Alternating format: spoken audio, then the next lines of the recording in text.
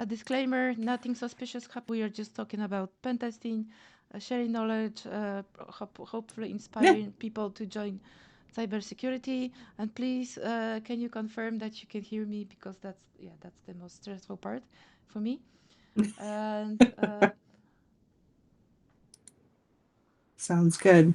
okay, and then about me, I'm a penetration tester. I have like this obsession about on the topic of social engineering, so all of my presentations are lately about that. And another obsession of mine is physical pen testing, so hence my presentations are about social engineering for cover access engagements or physical pen testing. So here I am, being a bit obsessed about lockpicking and things like that.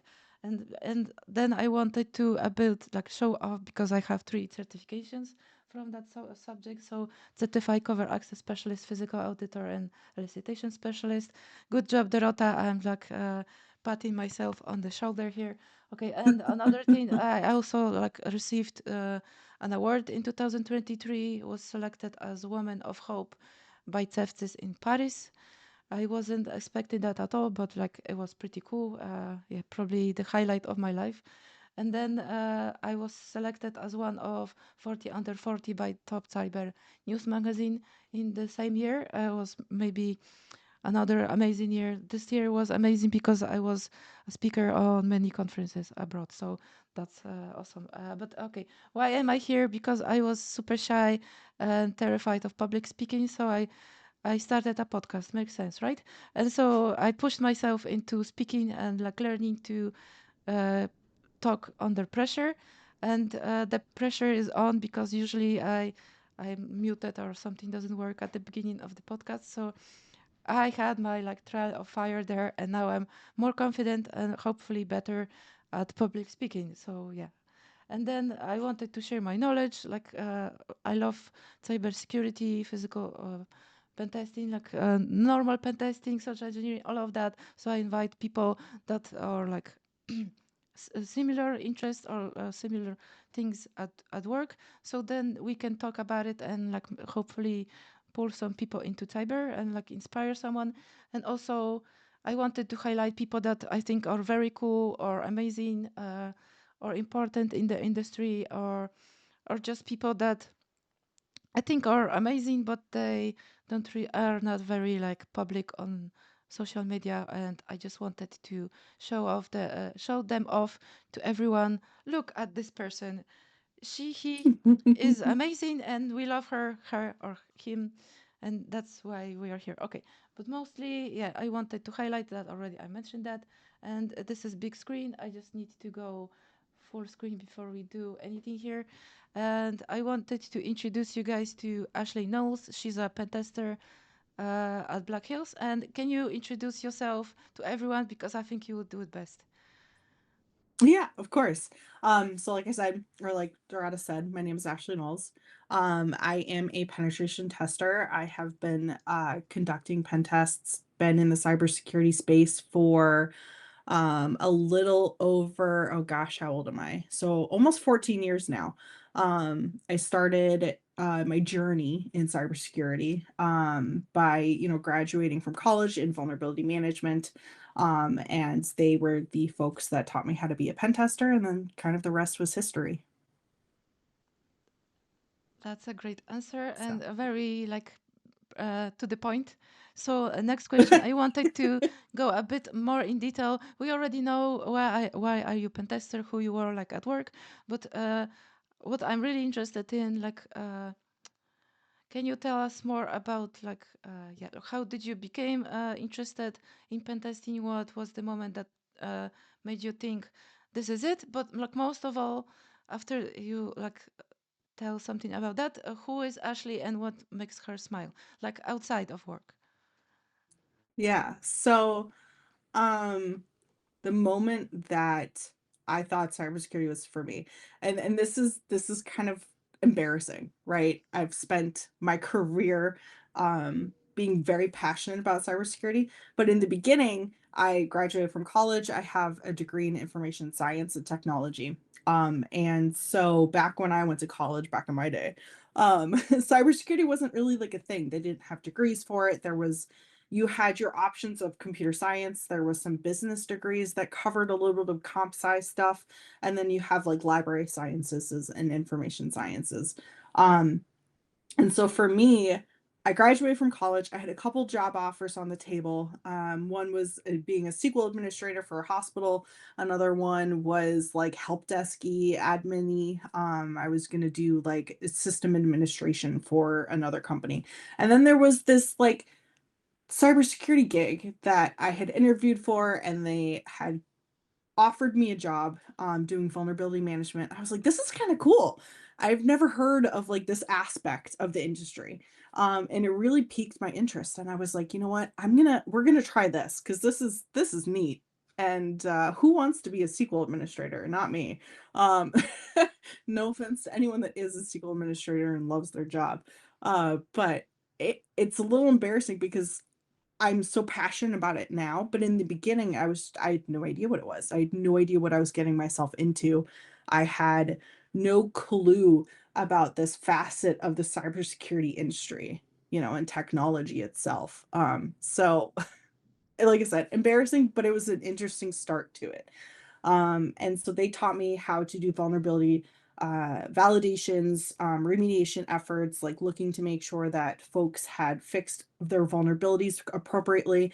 And I feel like for me personally, it was a really good kickstart into how to be a penetration tester because you learned all about these different vulnerabilities, how people tested for them, and then you yourself were able to replicate that attack because you were checking to make sure it was fixed.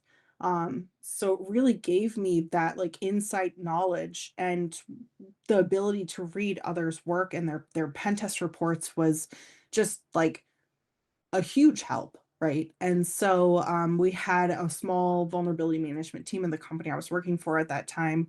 And they are the ones who were like, you know what, you're doing really good. You're showing incredible promise at your job. We need to hire some new penetration testers to test some of our business units. Why don't we just train internal people from vulnerability management to this pen testing role? And that's pretty much the rest was history. I was like, yes, sign me up. I love this. So it's an interesting journey. It's not exactly everyone's journey. And I feel like I got incredibly lucky, right, with my journey into the cybersecurity space because, it's been 14 years, right? And you walk Oh, and you talk to all these people at conferences, and not everyone knows cybersecurity, or their journey is they're just having so much difficulty breaking into the space. And I just feel very fortunate with my own journey. yeah, I feel like my journey, maybe I've been lucky too because it's like pretty fast and like I'm growing very Yeah. rapidly. And it's like, like sometimes I have like, what is happening? But like, no, no complaints. Yeah, I'm happy where I am. So, and I probably deserved it because I was kind of stuck in like a job that I really hated. And yeah, I was not treated well there for like 8 years. So it makes sense that it's faster now. So it's like, yeah, balance, balance. So, but can you tell us like what makes Ashley happy? Like, what do you like?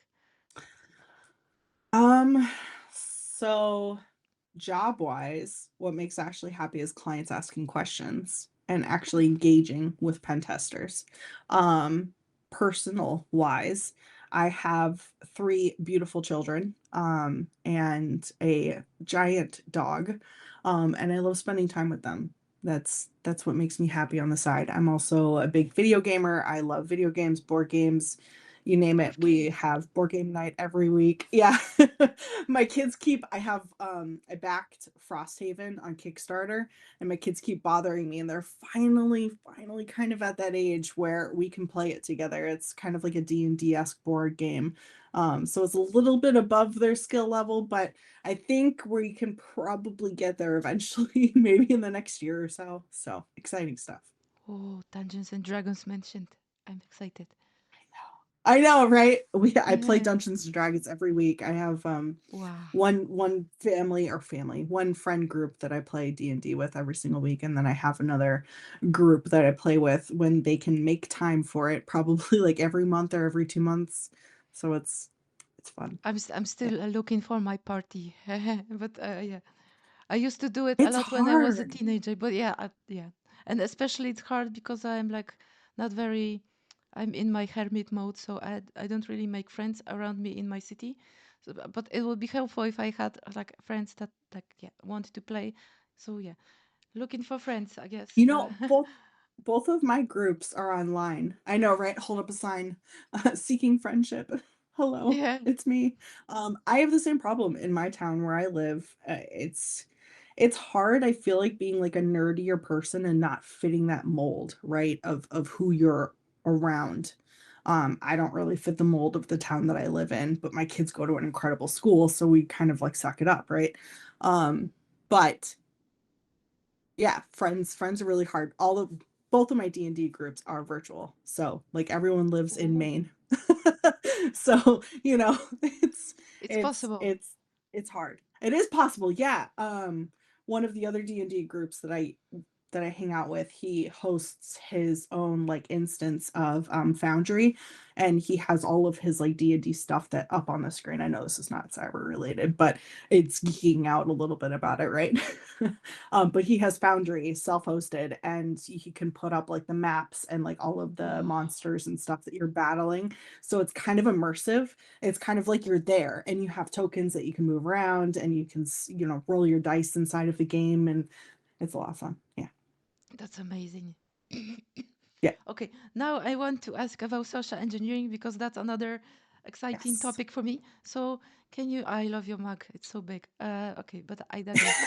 So Can you can you share an experience where you had to conduct social engineering, and how did you approach it?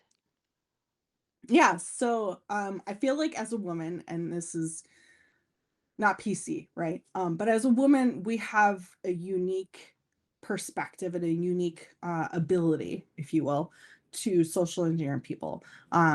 Women are a little bit more trustworthy over the phone, right? When you hear a woman on the other end, you're more likely to, trust Help them her. and acquiesce with the requests, right? So my experiences with social engineering, I have a love-hate relationship with it.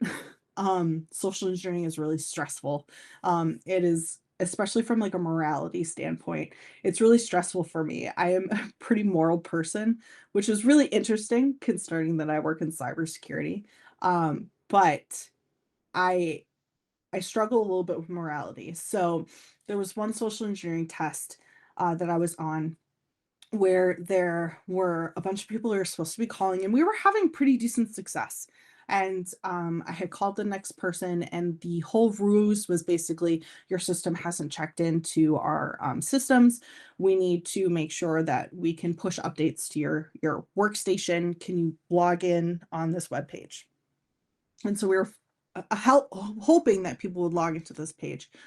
And I called the next person that was on my list, and it was a lady, and she picks up the phone and she sounds really frazzled, and I'm like, oh great. um and so I'm like, hi, I'm so and so calling from, the help desk. I'm calling because your system hasn't checked in for X number of days. Can we resolve that right now? And she's like, oh, um I know why that is. And she was like, I'm on maternity leave. And so internally, I'm like, oh God, this is a great opportunity, right? To outline someone that potentially wouldn't follow through with their internal processes and procedures, but also morale wise, I was like, I don't feel good about this. I don't Yeah, feel good about taking advantage of her in a vulnerable state. And so basically, I was like, you know what, don't worry about it. We'll deal with it when you come back. And I notified the client that she was willing to, go forward with the engagement, but I terminated the call because I didn't feel good about it. And so there are some times where we have social engineering testing and we have successes, and there's a moral piece that comes into it, and I just that's on the tester to be like, okay, I'm not doing this, and to just let the client know and move on. So, and the client was appreciative in that situation. Yeah, exactly. But Like on the training, I had also like the situation. I will just like mention it like very quickly. That was a picture Mhm. of a surgeon in front of the uh, surgery room, and he was like all like very very tired or like on the edge Yes. of like losing it because he looked terrible, like a wreck of a human being. And the question was, do you like you see this is a easy target, but what like ethically speaking, would you go like and like elicit information from this person, or would you just abort and like look for a different target? And there were like different like answers for that, but I saw that like I I saw that this person might be maybe also like suicidal. So that also told me, Mm. yeah, yeah, I don't want you to like push that person over the edge and then have that person on my conscience. So yeah, I would abort and like Right. go somewhere else, right? Yeah, Right. Yeah. Yeah, I've had other social engineering engagements where I've caught people while they're driving, and that I'm like, can you pull over and we'll continue with the call kind of thing. So I mean, it is on the tester to ensure that not only are they meeting the SAL objectives, the statement of work objectives, but also, you can be moral about it. You it can might do it in a way that do no harm. still gets the point across, but in a right way. Yeah, yeah, Yeah. exactly. Thank you. That's an amazing answer, and yeah, you are a good person. So yeah, I'm happy to hear Thanks. that. Okay, and next question: how do you stay up to date with the latest threats and vulnerabilities in the cybersecurity industry? So really good question. I actually have people asking me this a lot, especially when we're at conferences and talking to people that are coming into the industry. It's this is a mixed answer question, right? Because I do kind of rely on my coworkers a little bit, people who are doing research and are SMEs or subject matter experts in their particular niche of cybersecurity. So I do rely on them a little bit. But also, and I hate to toot BHIS's horn, but BHIS has a great newscast on Mondays. And then you have, Twitter and LinkedIn and RSS feeds. You can just follow the news. You can follow RSS feeds from your favorite people. But I feel like the most information that I gather out of different attacks and attack techniques is mostly from either LinkedIn or Twitter still. It's not so much as it used to be. I feel like Twitter used to be the go-to for almost everyone to get their cybersecurity news, but I Exactly. feel like it's moving a little bit over to, like people's self-hosted blogs, or Substacks, for example. Some folks have really great Substacks. So it's hard. I feel like it used to be collected in one platform, and now we're all over the place. I'm taking notes here. Oh, Uh, yeah. So because I thought you were going to mention like Blue Sky or Mastodon or like those kinds of, but yeah, actually, yeah. It used to be everything used to be on Twitter or on LinkedIn, and now I don't know really what is happening on like X everyone's like anymore. self-hosting everything. Yeah. Yeah, and like people are starting their own stuff, and on LinkedIn it's like 90% AI generated crap, in my opinion. So I don't know. Slop. That's what Yeah, we call AI slop. yeah. Yeah. So okay, next Yeah. question: network penetration testing. Can you walk us through your process for conducting a network penetration test from planning to post exploitation? Yeah, I actually have a webinar that goes into this into like huge detail. If you guys, it's free, it's up on YouTube. If you want to dive into it more, but from like a high level perspective, right? You have your rules of engagement calls. So you're going to talk to your customer. You're going to talk about scoping, what's in scope, what's out of scope. I've had some wild pen tests. So you're going to ask about things like, are there health and safety issues? Am I going to inadvertently cause an elevator to fall to the ground, right? By Whoa. testing it? Am I going to accidentally electrocute someone because you have a system that has really old software on it and is really susceptible to attacks. So it's really important that you ask questions like that during this rules of engagement call to ensure that those systems are basically blocked from your implant. You really, I personally, I don't want to electrocute someone. That would be horrific. And Yeah. I actually had a client once who was like, if you test this, even scan it with Nmap, it will like go haywire. And it's like an like electrode equipment that's hooked up to like actual patients. And I was like, okay, I don't want to do that. Um, so that's why those questions are super important. You're also going to go over like update windows during the testing period. You're going to make sure that you touch on questions about who can I call, when can I call them, when can I test, like what hours during the day. Some clients don't want you to test after hours. Some clients only want you to test after hours. Um, so those questions will all be answered during that rules of engagement call. And then during the actual window that you have for the test itself, you're going to start with a vulnerability scan and or an MAP or mass scan for a port scan to identify all the live assets that are in the network so that you can then feed that information to something like Eyewitness to take screenshots of all of the HTTP or HTTPS web services that are running. um, you're going to check for like default credentials. You're going to look for low hanging fruit, especially if this is an internal test. You're going to look to see if default credentials can allow you access into someone's environment. On an external, I just had this actually recently where a client accidentally had remote desktop open externally. And in Nessus, the vulnerability scanner, they flagged that as an informational finding. And so if you don't pay attention to those informational findings, you're not going to catch that.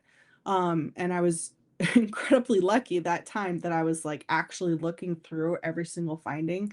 And this one popped up and I was like, why is this informational? This is not an informational issue, especially on an external network. So that comes in where you have a pen tester who knows what they're doing and knows how to digest the results versus something that's programmed and doesn't see RDP as a threat because it doesn't differentiate between what should be externally facing versus what should be internally facing only.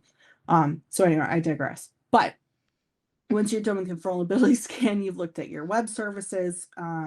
If you're on an internal test, you're going to do a bunch of different network detections. You're going to see if there's IPv6 or if you can relay credentials or capture credentials with something like Responder.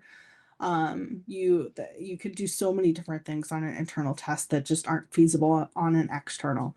And then you're going to look for systems that are outdated or unpatched, things that might have vulnerabilities. You're going to look for, Nmap service fingerprinting. You can capture what is actually installed on a service, and then you can go Google and say, hey, I have OpenSSH 8.8 installed. What vulnerabilities are there? Is there any proof of concept code available? And that would be where you would investigate further.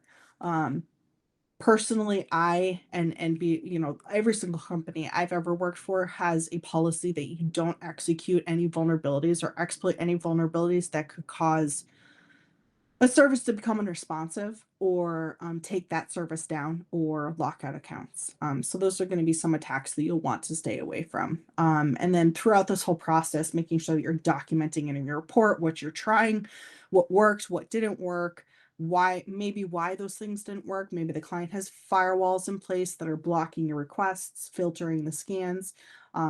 Maybe, EDR is blocking things. It just really depends on their setup. And after that report is put together, your findings are put together, you deliver it to the client. You typically have a debrief call where you talk over all of the findings that you identified. Clients always like to ask the question, how do I stack up against other, companies that are of similar size and similar scope? I have that almost every single debrief call. How do we compare, right? And it's really hard to answer that question. One, you want to make sure your client is happy, right? But you don't also want to like falsely inflate their ego in a way. And so I like to look at it from a standpoint of how does their security stack up? Do they have an issue with patching? Are they great at patching? And they have issues with segmentation internally. So, there's always a way to answer that politically, in a way, so that you're not pissing them off in the process. Um, and I recently had a client who actually had really good security, and they really wanted to know how they stacked up and compared to similar companies in the industry. And it was very easy for me to be like, you know what, you guys are really mature. You've really done your due diligence. You're really attacking segmentation, and you have really great segmentation in your network, and it's not easily uh it doesn't, you can't VLAN hop, for example.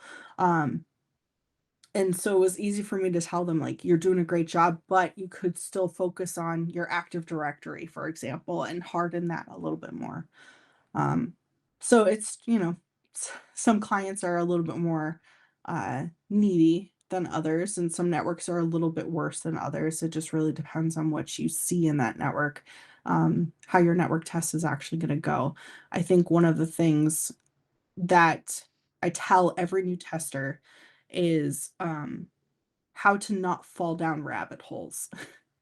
And so if you spend It's more important. than like it is really important. And I still have that issue.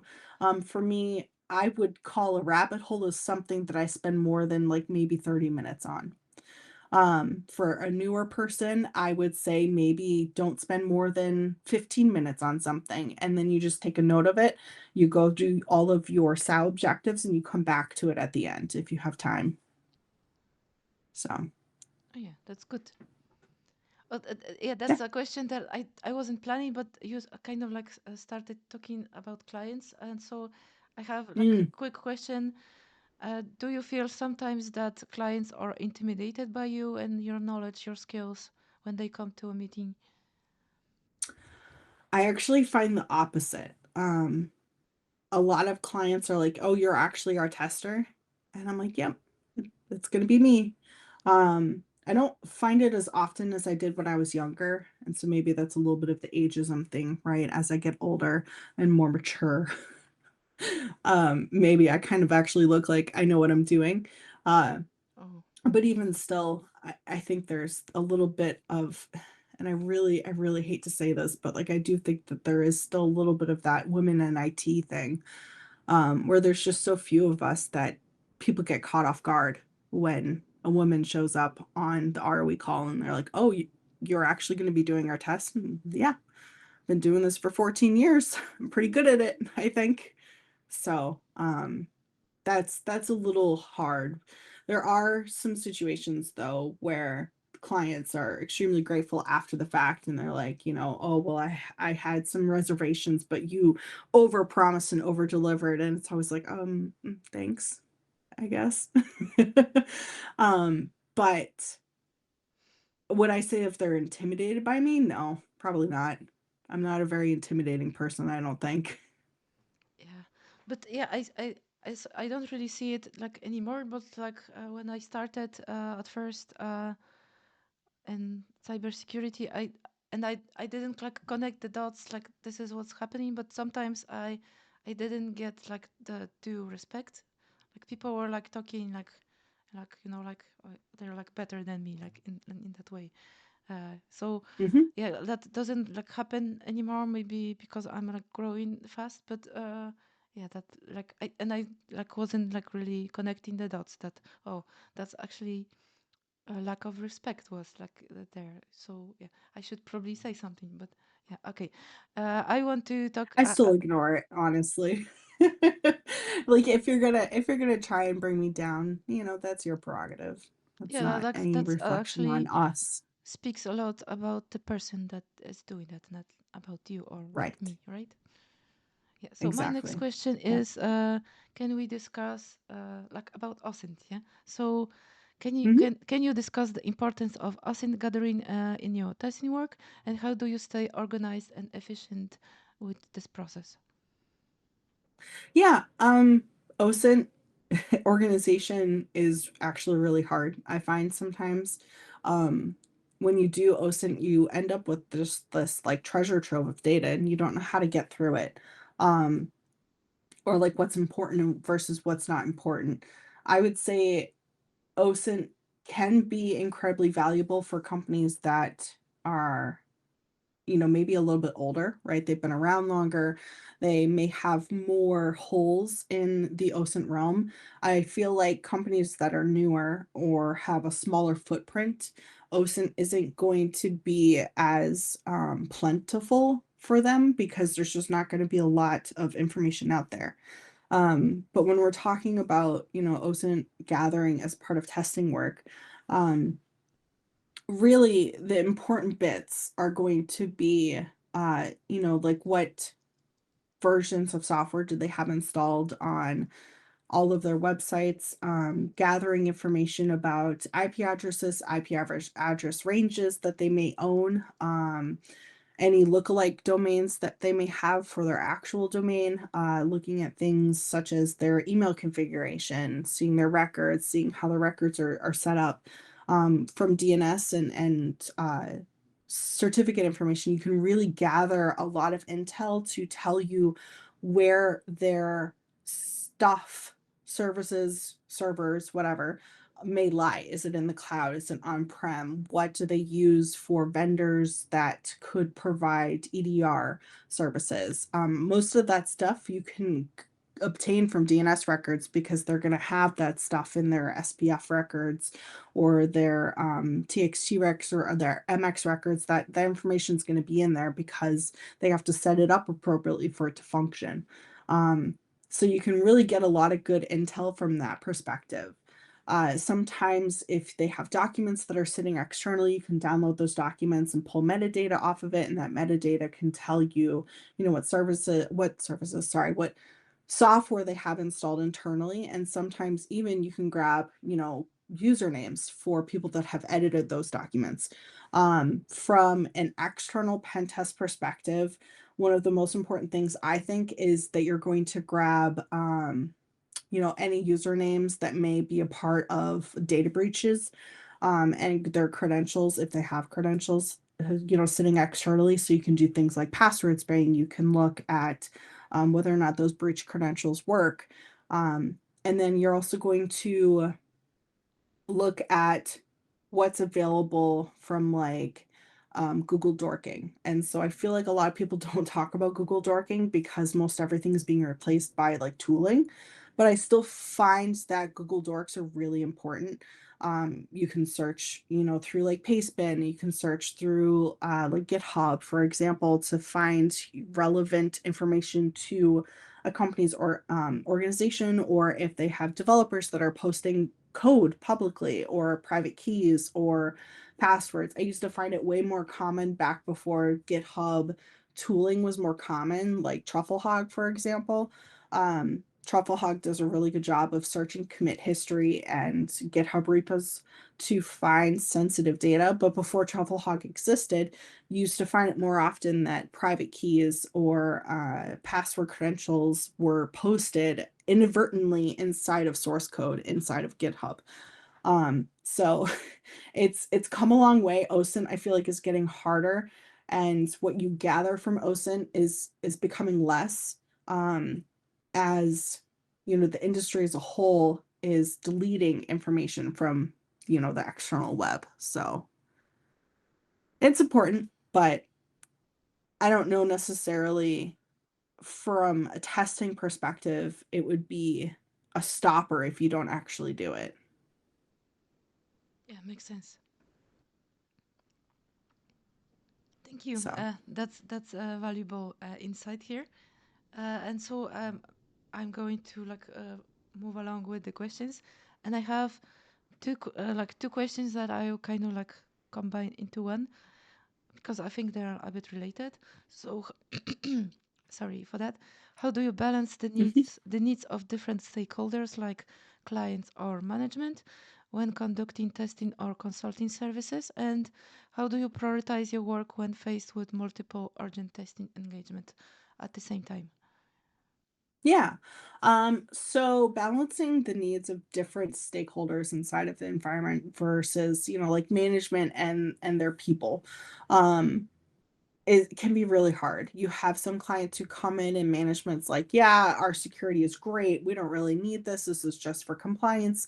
And then you get on a call with one of the people that are actually managing the IT infrastructure. And they're like, I've been asking for this product for years. Can you somehow in the report highlight the need for us to purchase something? Or highlight a need for us to upgrade something or make some new process or procedure in our environment. And they'll give me some hints, right? And say something to the effect of, I know that this IP address is going to host something really fun on it. Why don't you go take a look at that? Um, and I always encourage our clients to take advantage of us. And if they're going to tell us where something that is actually vulnerable and where it lies, great. That helps us identify their concerns and address those concerns in the report. And so balancing the different stakeholders can be a little bit difficult when you're having management who's telling you one thing, and then you have, the actual staff that is doing the cybersecurity work inside of that organization. And they're saying, we've been begging for this new policy, or to, for example, let's pick on password policies, right? And we'll say something to the effect of they've been begging for management to increase the password complexity requirements for years, and management's like, oh no, we rotate the passwords every 3 months. You don't really need to increase the password minimum character requirements. And so then my job as a pen tester is going to say, okay, how do I prove to them that they absolutely do need to increase the password complexity? And so you could do something, some attacks that would demonstrate a need for that. So we could look at like running responder inside the internal environment, and then writing up a blurb where we say something to the effect of, if you're going to make your passwords stronger, you don't have to rotate them as frequently. And so you're kind of giving a little bit to the cybersecurity workers, while also recognizing that management may not want to completely go, from 0 to 60, right, in that policy realm. And then after the fact, you always jump on those debrief calls, and clients and management may have some discussions and heated discussions during that debrief call as to why something needs to be done. And one of the best ways that I've found to address those is to hear both sides of the argument and act as a little bit of a mediator in that circumstance, and say, well, the password complexity thing, we can talk about how the attackers typically take advantage, and say, what are your biggest concerns? I remember talking about your biggest concern during the rules of engagement call, and it being, you really don't want an attacker to get to customer data. And so you could say, well, I remember you talking about this during the debrief call, or the ROE call, and I really do think that this is something that you should look at and take another opportunity to strengthen this control, because I was able to use weak passwords in order to obtain client data. So you're kind of wrapping it up in that bow of, this was your fear, this is what keeps you up at night. And this is also why they're asking for this policy to be, hardened a little bit more. So balancing the needs can feel like you're a mediator sometimes. And I do feel like that is a little bit of part of our job. We wear many hats. Yeah. But yeah, so it's a hard balancing act. You'll get better at it as time goes on, and if you feel like you don't know how to balance that act correctly, or appropriately, or you don't know what to do in a situation, always talk to someone that's more senior on your team, and ask for advice, and hopefully they have some actionable advice that you can bring back to your client, or ask for them to jump on a call with you. I ask some of our senior people sometimes to jump on calls with me when I expect something to go wrong, or expect a client to have some questions that I may not know the answer to, or the right way to go about fixing something that aligns with their hopes and dreams, right? That's a good So it's advice. it's it's hard. I will just say that it's hard.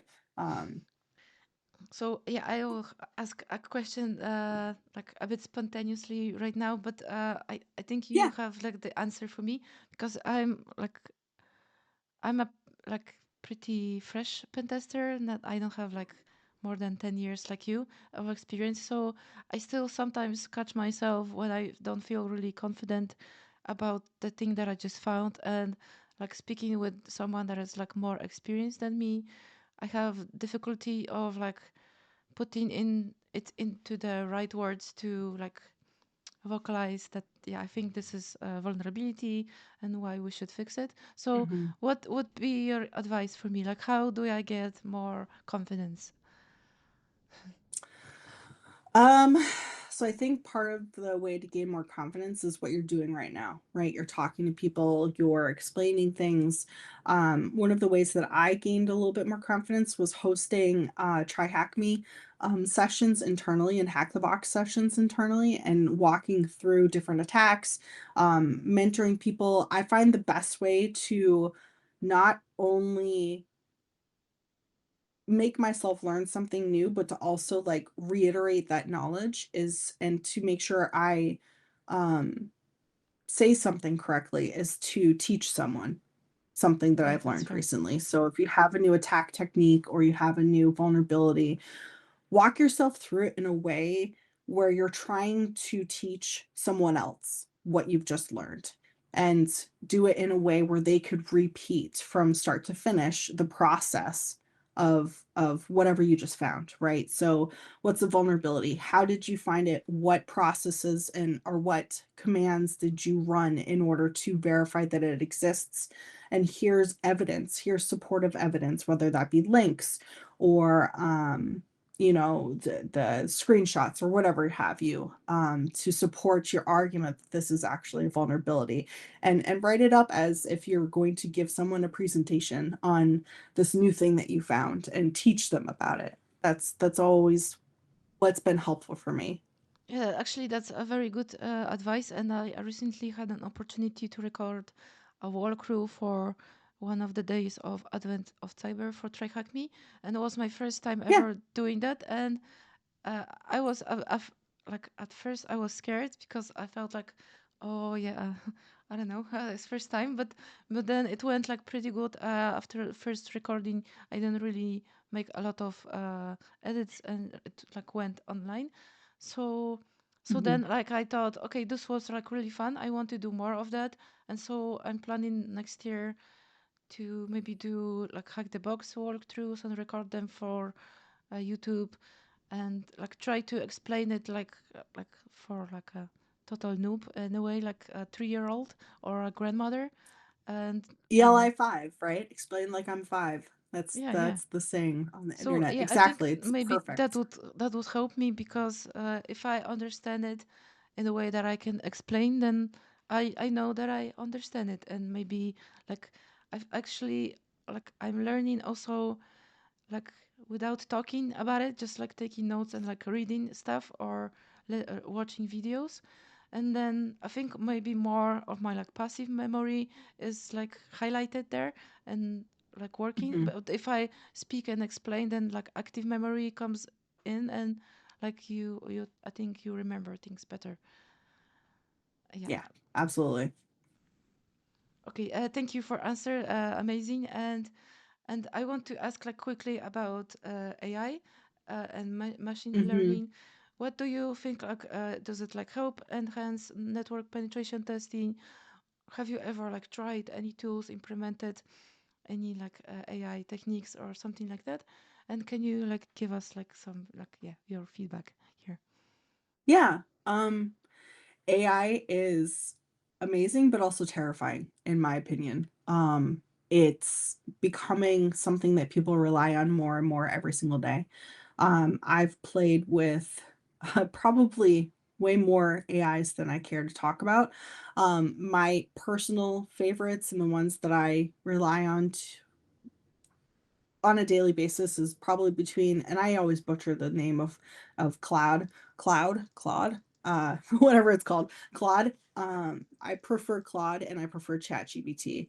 I actually got some advice from one of the people that we work with to try out Misty. And so what I do in Misty is I will kind of make the two AIs compete with each other. And so I'll have one on one side and then one on another side, and I'll feed them the same prompt and watch to see what their output is. I still find, and I'm not sure if it's just the prompts that I'm giving sometimes, but I still find that AI tends to lie a lot, or make things up or write things that just don't make sense in the context that I'm asking it to do something. Where I find that it is really doing like a good job with is rewriting some of my words to make it sound better. Um, so do I rely on it day to day? Yes and no. I use it as a tool for inspiration on how to write better in my reports. I don't you copy and paste out of it. I don't completely use the sentences that it feeds me, but like I'll tell it exactly what I want it to do and use like past tense, third person.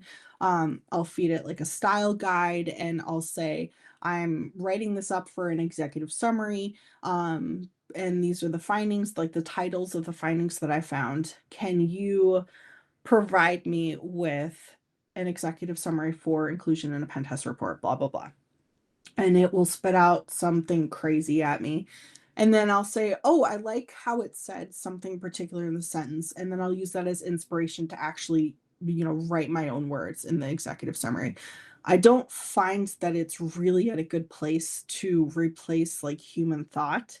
Um, where I think that it shines is writing code right now. And I have seen a lot of other coworkers really love it.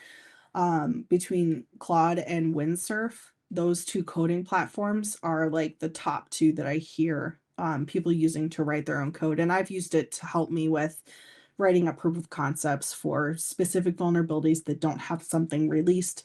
Maybe I'm feeding it like a Nessus plugin or a nuclei template, and I'm saying, hey, I'm having difficulty validating this issue. Can you give me some other ways to validate this thing that I supposedly found via a vulnerability scanner? And then AI will plop out something. And some of it may be useful and some of it maybe not. The thing that I find with AI though is that you still really need to verify what it's telling you and you can't fully trust it. I don't think that it's at that place, and I don't think it's going to be at that place for a couple more years where we can fully trust the output that it gives to us because again, it's just a tool, right? It's it's accepting our human input and it's spitting out what we think it wants us to give it us, right? Um, it's only as good as the prompt's going to be. And Right. so that's where I'm still struggling with, I think, is getting my prompts to a point where I can reliably get something good out of it. Yeah, thank you. That's yeah, a good feedback here. I'm vibe coding my blog right now. Yeah. So yeah, I'm learning in the process there as well. So because sometimes it gives you code that doesn't make sense, or yeah, you have to. Or it'll like spit out like 100 lines when it could have just given you like three. And I'm Yeah. like, why? This could have been a one-liner, please. o- Yeah, Yeah, it's exactly. Or you just crazy. want a quick answer, and it's like writing and writing and writing, and it's like, oh, I please know, stop. I'm not reading that. So right? okay, I want to ask, like, I think this is an important question, and you have a lot of experience, so maybe, oh, you have nice ideas here.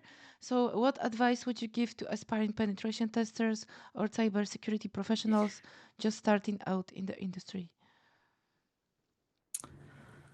Um, I think one of the biggest things that people that are new to the industry don't realize is how vast cybersecurity is and how many different areas there are inside of it. You've got like your SOC people, and even inside of the SOC, you have detection engineering, you have SOC analysts, you have people who are testing detections, you have people who are creating those detections.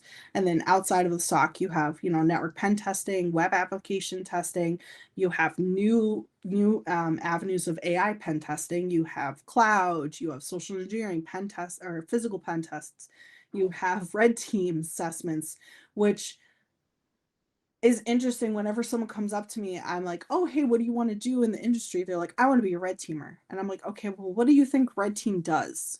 Because everyone's definition of a red team is different, right?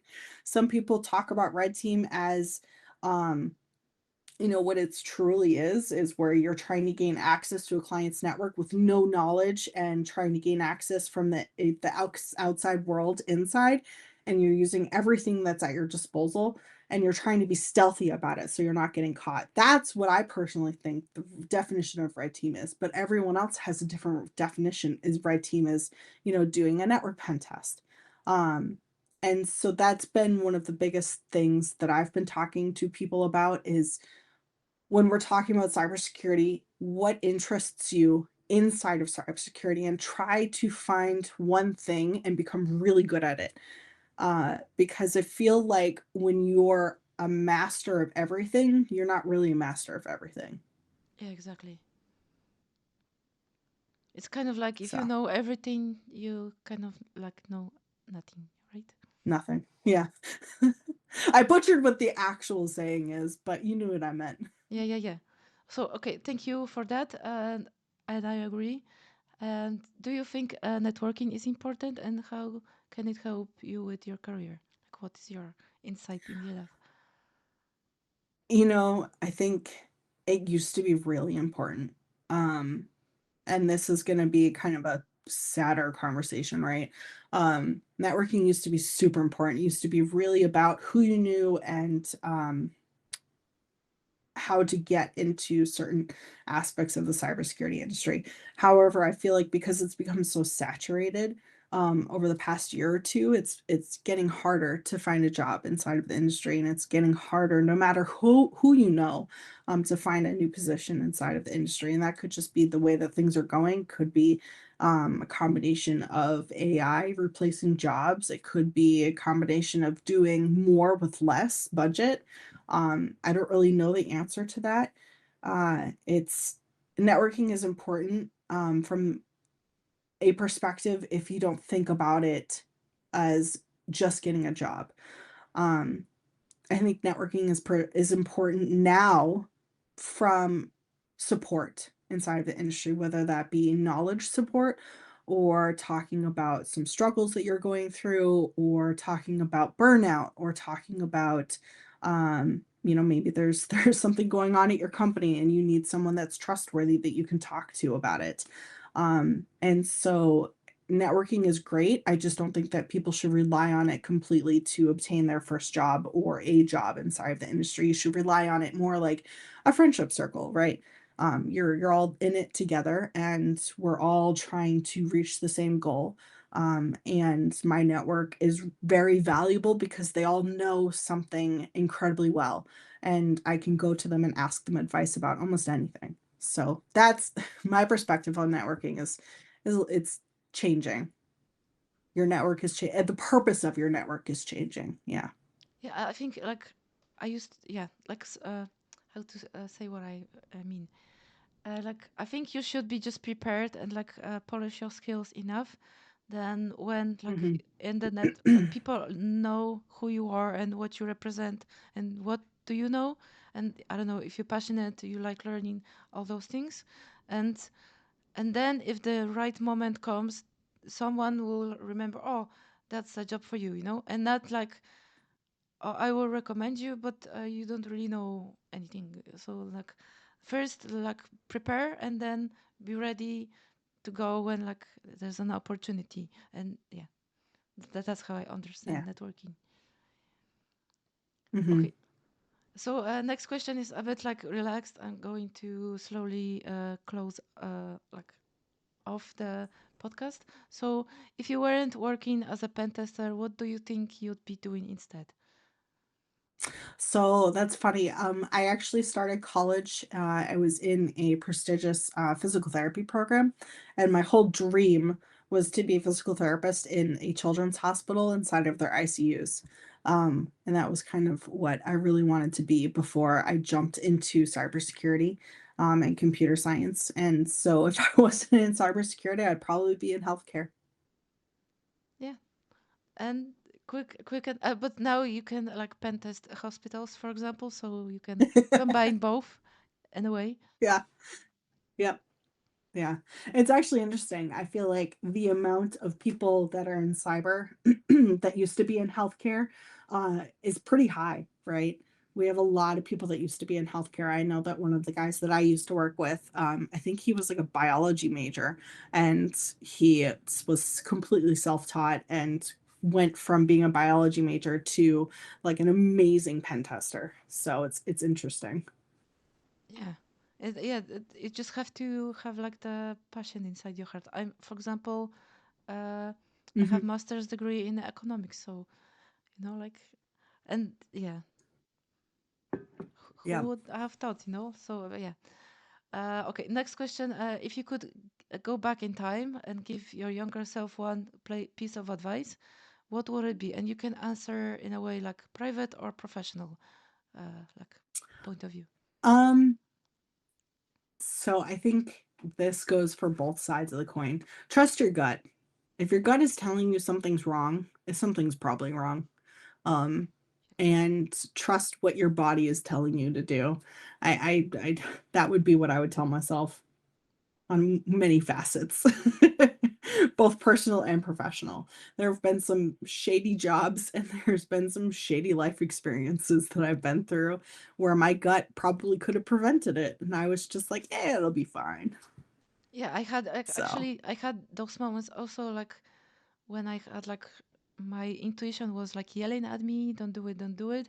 But then I was like, "Bleh," and I did it and I regretted it later. And then I promised myself I will always listen to my intuition. And then another thing happened like that again. So, but it's maybe like a lesson of like trusting yourself and like, yeah, like having, I don't know, a good opinion or I don't know what that is exactly, but like trusting in yourself enough that you know that you got it, and also if something goes wrong, like knowing that you will like land or like on 2 feet or whatever, and then just do like yes. this and like yeah, figure it out. And don't And being a yeah, yeah, don't be afraid to ask for help either. I think that's the other piece of advice.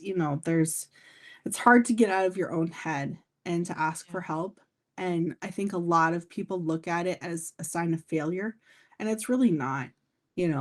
I it's maybe when actually I was victory. younger, I could, right, right. It is a victory in a way. And I really don't mean that to be cliche, but it is a victory to recognize where your knowledge ends and where you need help is a huge, success, right? Self Um, awareness. Yes, exactly. I think that when I was younger, I didn't ask for help nearly as much as I should have. And I still struggle with it sometimes because I want to prove to myself and I want to prove to others that I know what I'm doing, that I know what I'm talking about. And instead relying on this network village that I've built for myself and saying, hey, I'm stuck. I need some help, and saving myself some uh headbanging sessions against my desk and going, "Why isn't this working?" But yeah. Yeah. Yeah, actually I'm still like learning that. Sometimes I'm kind of like afraid to ask for help because I think it may be reflects on me badly, like I'm a bad tester or something. So I'm trying like all like as best as I can to figure it out on my own and like maybe learn something from the experience. But sometimes when it's like taking way too long, like hours, then like that's like probably moment to ask for help because I'm obviously drowning here and like my ambition, it shouldn't be yeah like wasting my time because my ambition or like my ego is like yeah Mhm. I don't want to fail, but I'm failing with wasting time, so let's like just go. Yeah, Right, and I think some people look at it as a sign of weakness of asking for help, or they're afraid of people judging them, and, that's a failure on the people around you, not you yourself.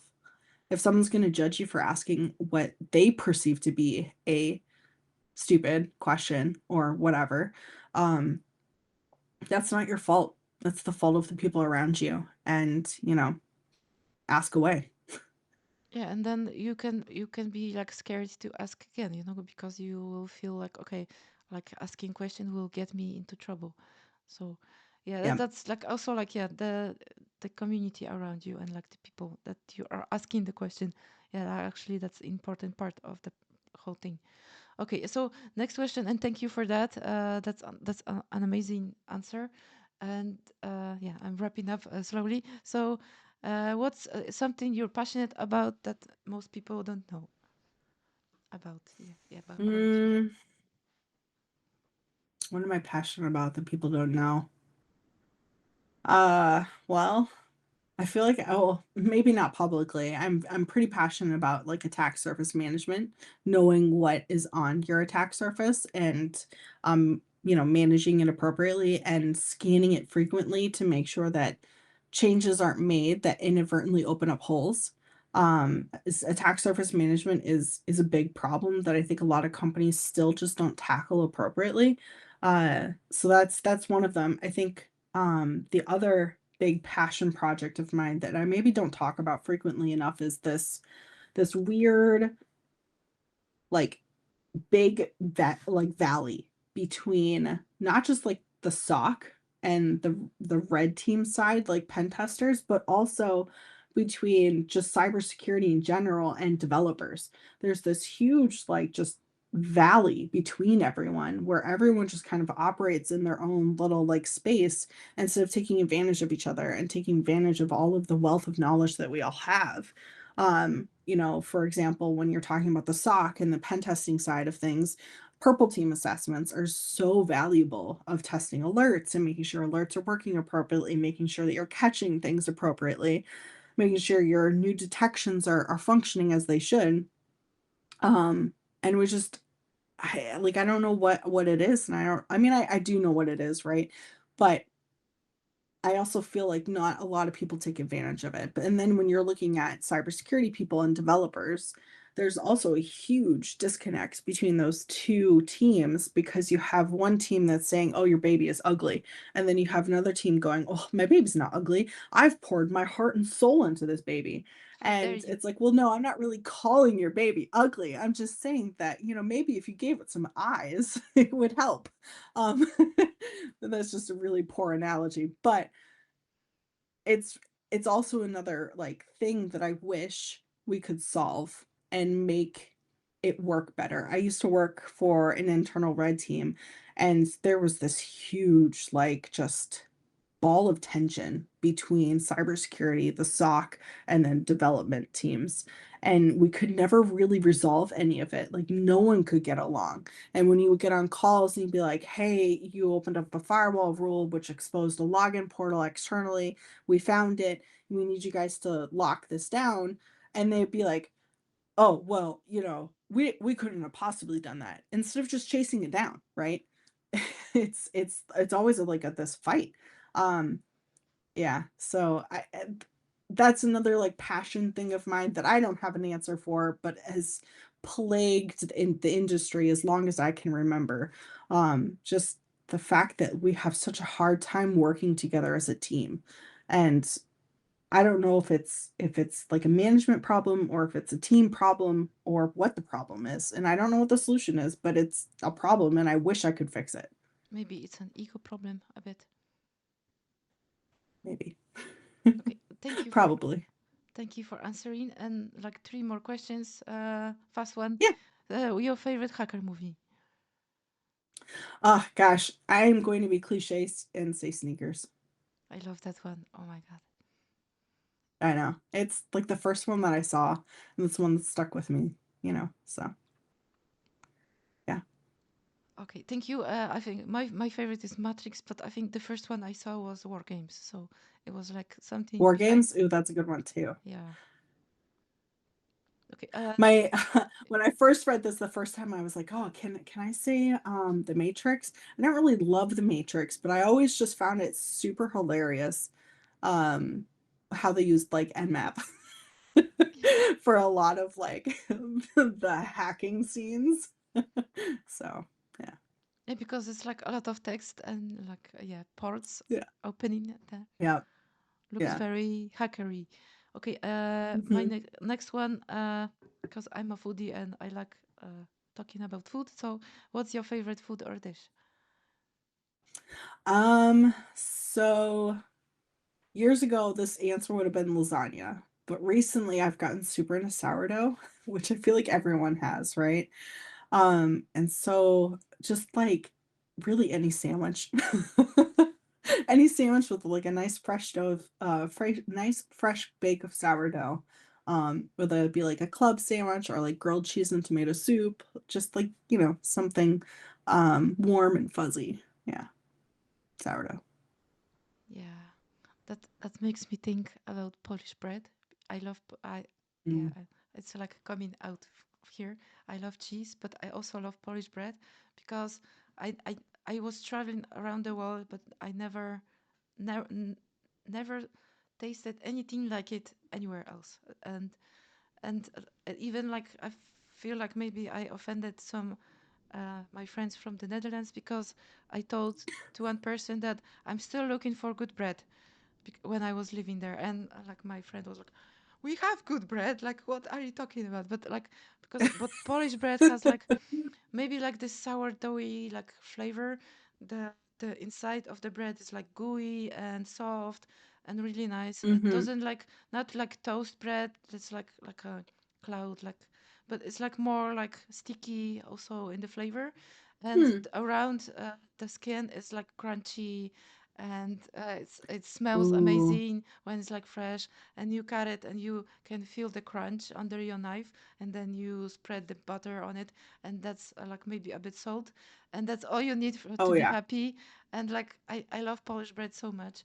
And yeah, and the white one like I would just like explain, but also like the brown ones with like nuts or like Mm-hmm. seeds, like oh I love it all, like it's amazing. Okay, I'm just getting excited here. So my next question is, at the end, maybe do you have like a question for me? I think it's not really a question, but I've been thinking about this for years and I just don't have enough time for it. But you should live stream on Twitch, hack me boxes and doing it together with the community or whatever. I think that that would be awesome. Yeah, that's actually maybe after I feel more confident with recording like walkthroughs, then I can do that. Actually, when I started like streaming on Twitch, I wanted, yeah, I went through some Swigger labs, but it was so Yeah. terrible. I was so stressed and it was terrible, and I couldn't like figure out the simplest rooms because I was like stressed and like it was live and like I was like yeah, and it's not Well, then do the going well. retired boxes. Yeah, yeah, yeah. So like I'm thinking maybe like do the box before streaming and then like take Mm-hmm. notes and then do it again like live, then maybe that would work for me. But like going like live and like doing it like without any preparation is like bad experience for me, so never again. But actually that's a very good idea, thank you. I think it's funny that CTFs are touted in the industry as being like this like really great practice for hacking when in reality CTFs are nothing like hacking. Um and not hacking, in the sense that we call it like pen testing, doing penetration tests. Um I find CTFs to be extremely difficult, because it's always some like teeny tiny little hole that you have to like find in a haystack, right? Of the plethora of knowledge that it gives you. And it tricks you sometimes, especially depending on the box. It sends you down these rabbit holes and they don't always pan out. And then it's like, oh, there's some vague RCE on this like version of software that's installed on SSH, and that was the hole that you were supposed to chase down. And so Yeah, it's very CTFs are difficult. I think they're difficult. I struggle with them, which is why I like to do them internally with the team. But yeah, they're troublesome yeah, and actually they're nothing like the real world.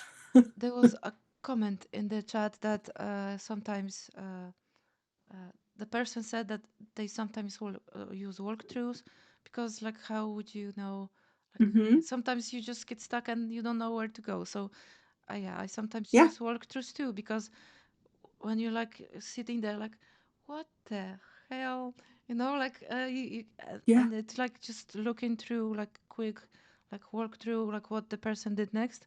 It's just like can save so much Even time. just to give a hint. And Yeah. like even like you will learn from it, take notes and learn, okay, that's what I Mhm. should be doing.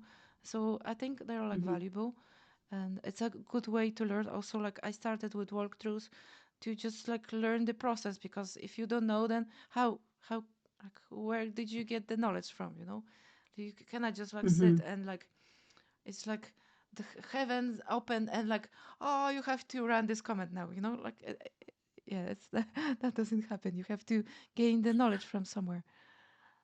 I've been using the Hack the Box IR labs recently for incident response, and it has been like eye-opening how difficult it can be to hunt down traffic when you don't have the appropriate like logs or tools. Um it's Yeah, really that's true. difficult, and it's made like me be incredibly more respectful of like the sock side of things and the blue side of things to just be like, "Oh, man," when you have all of this traffic, and again, you're trying to hunt for that needle in haystack, it is challenging for sure. So, Yeah, fun stuff. yeah, and then you have like the night shifts and stuff like that. Mm, mhm. Okay, thank you for like coming. Actually, I'm going to wrap up. And but like last Yeah. thing, like at the end, you can say something at the end if you want to, like if you have any stories you want to share like quickly, or any like wise words at the end, golden pearls of knowledge. So yeah, that now's your time. I mean, I feel like everything I'm gonna say is super cliche already, right? Because it's already been said by so many other people. But I think my biggest, maybe don't want to end on a negative note, but my biggest fear right now is just AI and where it's going and how it's kind of like taken over. Um, and everyone's just like completely wowed by it. I live in Illinois where a lot of AI data centers are popping up, and it's been locally a struggle in addition to, just in my job and in my life, a struggle. And so I've been trying to be like welcoming to AI and use it because it is a tool, right? Um, but it is terrifying for me. So if anyone else feels terrified, know they're not alone. Yeah, It's some people are like super wowed by it and they're like, "Oh man, this is great. It's going to be fantastic." I'm on the other side of the coin. I'm like looking at AI and I'm imagining like all of these the 100. The 100 is terrifying where the AI like completely destroyed the earth. I mean, not that I'm saying that that's going to happen here, but yeah, AI is terrifying. And if you're terrified, don't be afraid because you're not alone. yeah, and then So, don't tell share the location of Sarah Connor with AI, so please. Okay, my yes. internet is a bit struggling here, so I guess that's the cue, my cue to finish it off. So thank you for coming. I appreciate you Yeah. and appreciate your wise advices and like your answers and your sharing your experience with us. And yeah, again, thank you. And I'm going to wave and change the screen. Thank you. Bye. So at the end, I wanted to share my social media and thank everyone for coming. And that's my last stream this year. But next year, I'm going to stream 2 times a month. It's going to be this podcast once a month, and once a month in the middle of the month. Always, I'm trying to like catch it like this way. I'm going to start like a special edition of the podcast called inspiring ladies of cyber. So hopefully see you soon, see you there, and thank you. And also like Merry Christmas, Happy Holidays, and Happy New Year, and bye.